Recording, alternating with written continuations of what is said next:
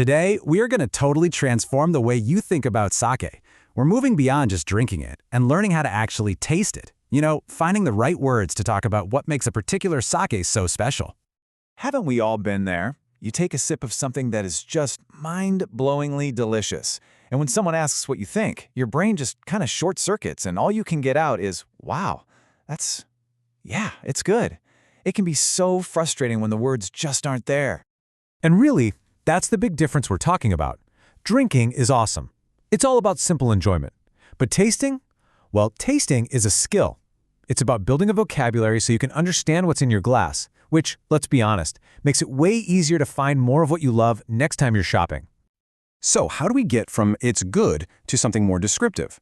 Well, it turns out the pros use a really simple, structured method to figure it all out. And the best part? It is not complicated at all. Anyone can learn it. And this whole professional method, it comes down to just five simple, easy-to-follow steps. That's it. And here it is. This is basically our roadmap for the journey. This chart lays the whole thing out. As you can see, it starts with your eyes, then goes to your nose and your mouth, and then it all comes together in your brain. So let's walk through this together, step by step.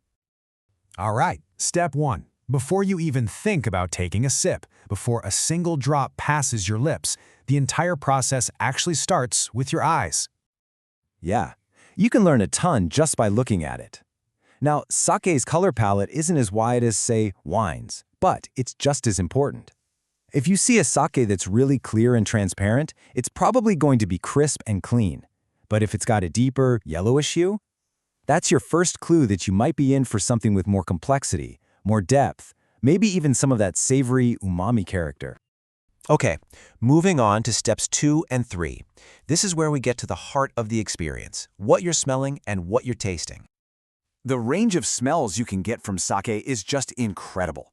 I mean, you could find fruity notes like apple and melon or earthy tones. Sometimes it smells exactly like freshly steamed rice. And here's a really cool little detail. Some of the more traditional brewing methods can create these really unique, kind of creamy, almost yogurt-like aromas. Wild, right? I love this quote from the sake expert Genya Nozawa.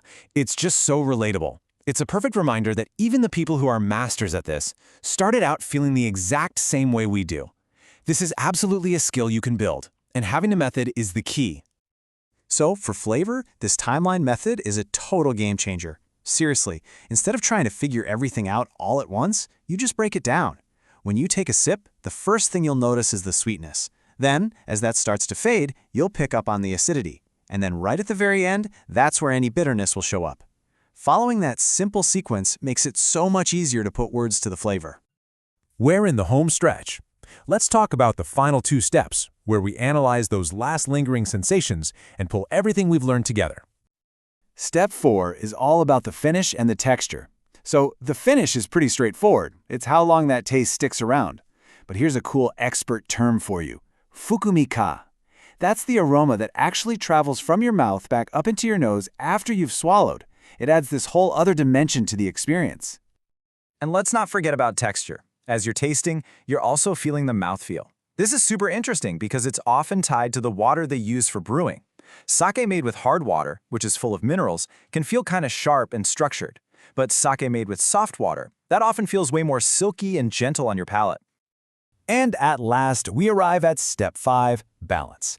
This is where your brain comes into play. It's that final moment where you take all of your notes, what you saw, what you smelled, the flavor timeline, the finish, the texture, and you put it all together into one complete picture of that sake. And look, you don't need to sound like a world-famous sommelier. That's not the point. The point is just to notice your own impressions from each of those 5 steps and then just say them out loud. Color, aroma, flavor, finish, balance. You do that and boom, that's your detailed tasting note right there. So now you have the tools. You have the roadmap. The next time you pour a glass of sake, just remember, you're not just drinking it, you're listening. Every single bottle has a story to tell. The only question left is, what story will your next glass tell you?